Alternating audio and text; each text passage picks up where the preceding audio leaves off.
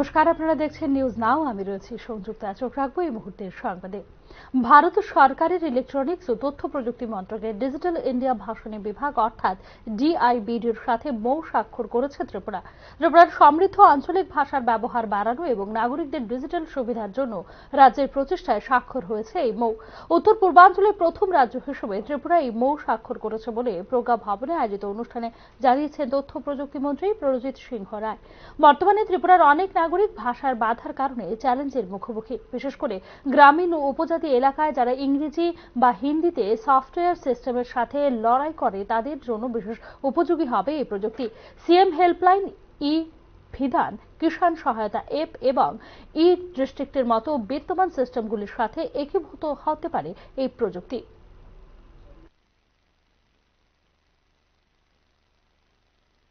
आज जो मऊ अभी हो गया, साइन हो गया, ये त्रिपुरा सरकार के आईटी डिपार्टमेंट को ओर से बहुत सारी अचीवमेंट हम लोग कर दिया। सबसे बड़ी बात जो आज जो एग्रीमेंट हुआ सारा देश में हम लोग हमारा state Tripura 8 state in our country और इसके साथ साथ में हम लोग पहला जो नॉर्थ ईस्टर्न रीजन में हम लोग के स्टेट में भाषण के साथ हम लोग आगे बढ़ रहे हैं। सबसे ये इनका माध्यम से हमारा स्टेट का वही हम पहुंचेंगे। हमारा सिर्फ बंगाली नहीं, हमारा सब हमारा 19 जनजातियों को कम्युनिटी है। इनके भी बहुत सारी भाषा होता है जो उनको लोग ये कॉर्पोरेट जैसा होता है, कोई रियाल का होता है, कोई अलग अलग इनको भाषाओं का साथ आज ये भी टूट जाएंगे। देश के इसका पहले जो 22 लैंग्वेज के साथ भाषणी का शुरू हुआ। দেশে কাজের সংস্থান করে আয় বাড়িয়ে বাজার চাঙ্গা করার জন্য বাজেটের আগে কেন্দ্র সরকারের কাছে দাবি জানিয়েছে বণিক সংগঠনগুলো। ফলে মোদী সরকারের বাজেটে এবারে কর্মসংস্থানে জোর দেওয়া হবে বলে শুরু হয়ে গেছে প্রচার।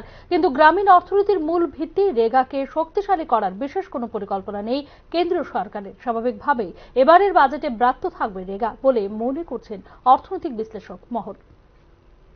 কেন্দ্রে 1 ফেব্রুয়ারি পেশ হতে চলেছে নরেন্দ্র মোদী নেতৃত্বাধীন তৃতীয় দফার সরকারের প্রথম বাজেট। প্রতি বছর বাজেটে দেশে চরম বেকারি বেড়ে চলার কথা জানিয়ে কর্মসংস্থান সৃষ্টির দাবি জানায় বিভিন্ন সংগঠন।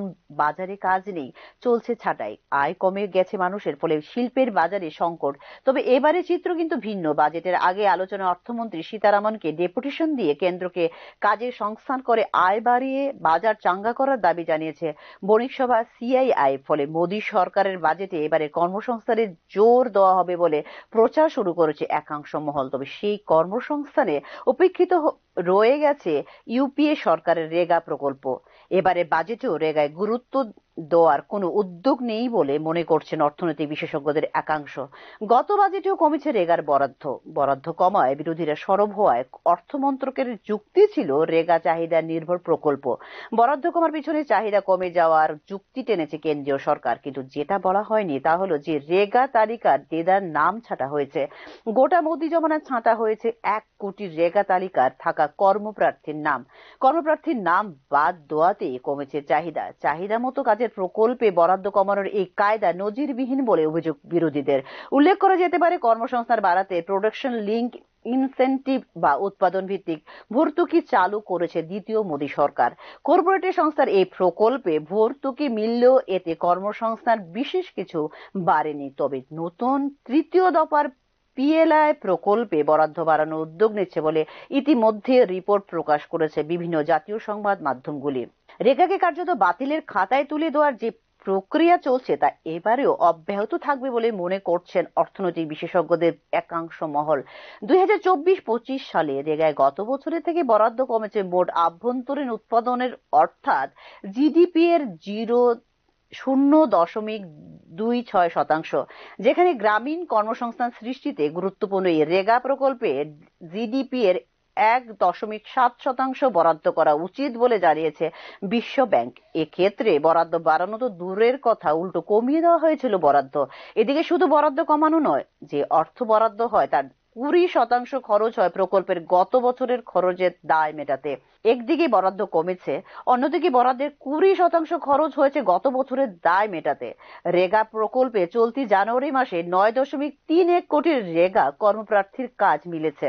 এই কর্মপ্রার্থীর 75% মহিলা।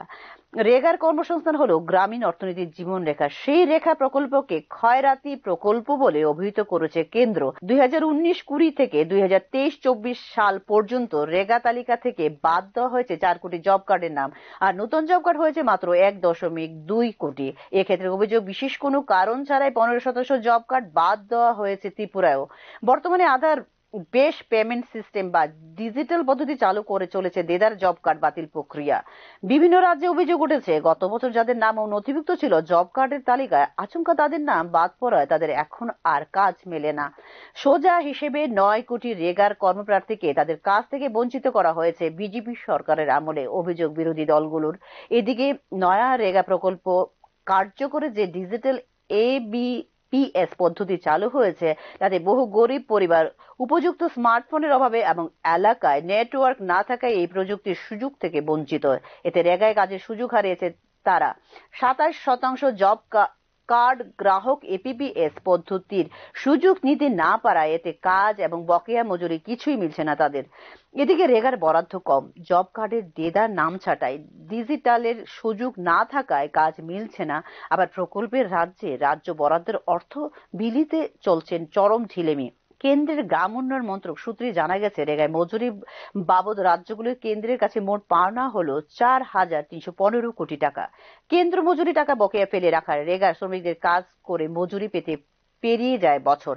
এছাড়াও রেগা প্রকল্পে কাজে সরঞ্জাম বাবদ অর্থ বরাদ্দ করে থাকে কেন্দ্র। মোট সরঞ্জাম খরচে 60% কেন্দ্র এবং 40% খরচ করে রাজ্য। এই অর্থের বকেয়া পাওনার পরিমাণ হলো 5,715 কোটি টাকা।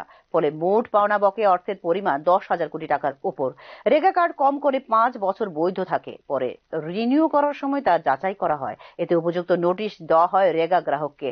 রেগার জব কার্ড গ্রাহক অন্য রাজ্যে স্থায়ীভাবে চলে গেলে বা মারা গেলে তা বাতিল করা হয় বলে উল্লেখ রয়েছে রেগা আইনে। কিন্তু বিজেপি সরকারের আমলে রেগার জব কার্ড বাতিলে কোনো আইন মানা হয়নি বলে দাবি বিরোধীদের।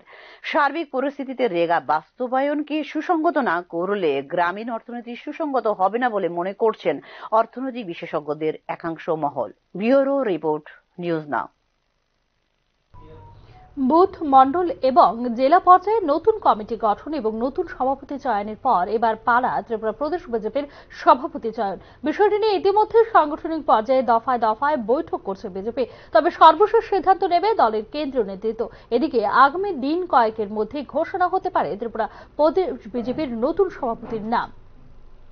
দিল্লি বিধানসভা নির্বাচনের পর দলের সর্বভারতীয় সভাপতি নির্বাচন হওয়ার কথা থাকলেও ত্রিপুরার ক্ষেত্রে আগামী দিন কয়েকবার মধ্যেই ঘোষণা হতে পারে নতুন প্রদেশ সভাপতির নাম। বিভিন্ন সংবাদ মাধ্যমে উঠে আসা খবর অনুযায়ী চলতি মাসের মধ্যে ত্রিপুরায় নতুন প্রদেশ সভাপতির নাম আনুষ্ঠানিকভাবে ঘোষণা করতে চলেছে দিল্লি। এই সময়ের মধ্যে যে কোনো দিন প্রেস বিজ্ঞপ্তি দিয়ে নাম প্রকাশ করবে দলের কেন্দ্রীয় নেতৃত্ব। উল্লেখ করা যেতে পারে, আসাম, মেঘালয়, নাগাল্যান্ড, অরুণাচল প্রদেশ সহ উত্তর পূর্বাঞ্চলের প্রায় সব রাজ্যে ইতিমধ্যেই নতুন প্রদেশ সভাপতির নাম ঘোষণা করে দিয়েছে বিজেপি। শুধুমাত্র ঘোষিত হয়নি ত্রিপুরা ও মণিপুরে দলের সভাপতির নাম।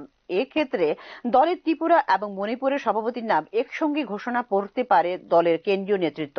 ত্রিপুরার একাধিক কারণে সিদ্ধান্তহীনতায় ভুগছে দলের কেন্দ্রীয় নেতৃত্ব বলে মনে করছেন রাজনৈতিক তথ্যবিজ্ঞ মহল। 2028 বিধানসভা নির্বাচনের আগে 3 বছর সংগঠনকে সম্পূর্ণ আত্মনির্ভর না হোক, অন্তত একটা ভালো পজিশনে নিয়ে যাবার জন্য চুলচেরা বিশ্লেষণ করে এক্ষেত্রে সিদ্ধান্ত নিতে চলেছে বিজেপির কেন্দ্রীয় নেতৃত্ব। বর্তমানে দলের যে সাংগঠনিক শক্তি রয়েছে সেটা যাতে ধরে রাখা যায়, তাই এখন মূল লক্ষ্য দলের সর্বভারতীয় নেতৃত্বের। বিজেপিতে প্রদেশ সভাপতি পদটি যে কোনো রাজ্যেই দলের সর্বোচ্চ পদ, সেক্ষেত্রে সিদ্ধান্ত নিতে ভুল হলে এর খেসারত দিতে হবে গোটা দলকে। এই অবস্থায় শুধু যোগ্য নেতৃত্ব দিয়ে বিরোধীদের কোণঠাসা করা নয়, মনোনীত প্রদেশ সভাপতি দলের সমস্ত অংশের কার্যকর্তা ও বিভিন্ন স্তরের পদাধিকারীদের পছন্দসই হওয়ায় বিষয়টিতেও গুরুত্ব দিচ্ছে দলের কেন্দ্রীয় নেতৃত্ব। মূলত এই সমস্ত কারণে ত্রিপুরায় বিজেপির নতুন প্রদেশ সভাপতির নাম ঘোষণার বিলম্ব হচ্ছে বলে মনে করে রাজনৈতিক তথ্যবিজ্ঞরা। এদিকে দলের প্রদেশ সভাপতি নির্বাচনের বিষয়টিকে কেন্দ্র করে সাংগঠনিক পর্যায়ে দফায় দফায় বৈঠক করছেন দলের দায়িত্বপ্রাপ্ত পদাধিকারীরা। সভাপতি হিসেবে যে নামে ঘোষণা হোক, তাকে যেন সার্বিকভাবে সহায়তা করা হয়, সেই বার্তাই দলের তৃণমূল পর্যায়ে পৌঁছে দিচ্ছে ত্রিপুরা প্রদেশ BJP. Bureau report, news now. আগামী 29শে জানুয়ারি রবীন্দ্র ভবনের সামনে আয়োজিত সিপিআইএম এর রাজ্য সম্মেলন উপলক্ষে রাজ্যের বিভিন্ন স্থানে দলীয় প্রচার সজ্জা নষ্ট করার অভিযোগ করছেন সিপিআইএম রাজ্য সম্পাদক জিতেন চৌধুরী। সমস্ত জল্পনা শেষে রবীন্দ্র ভবনের সামনে প্রকাশ্য রাজ্য সম্মেলন করার সিদ্ধান্ত নিয়েছে রাজ্য সিপিআইএম দল। দলীয় রাজ্য সম্মেলনের ব্যাপারে থানা সহ সংশ্লিষ্ট দপ্তরকে অবগত করা হয়েছে বলে জানিয়েছেন সিপিআইএম রাজ্য সম্পাদক জিতেন চৌধুরী। বিরোধীরা দলীয় প্রচার সজ্জা নষ্ট করলেও আগামী 29শে জানুয়ারি দলীয় রাজ্য সম্মেলনে ত্রিপুরার শান্তিপ্রিয় ও গণতন্ত্রপ্রিয় জনগণের সহযোগিতা এবং পুলিশ প্রশাসনের ভূমিকা সদর্থক হবে বলে আশা প্রকাশ করেছেন সিপিআইএম রাজ্য সম্পাদক জিতেন চৌধুরী।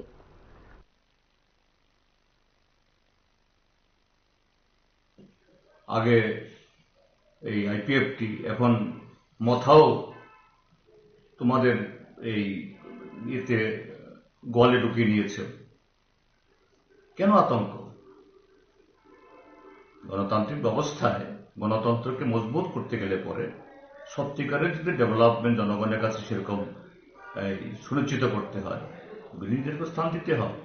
তা আশা করি আগামীকাল মসৃণভাবেই ত্রিপুরাজ্যের যে শান্তিপ্রিয় গণতন্ত্রপ্রিয় জনগণের সহযোগিতায় এবং পুলিশ প্রশাসনের তাদের সুমতি হবে, শাসক দলের এই অন্যায় আবদারগুলি এড়িয়ে তারা সত্যিকারে তার ভূমিকা পালন করবেন এবং আমাদের এই সমাবেশও সফল হবে, এটি আশা করি।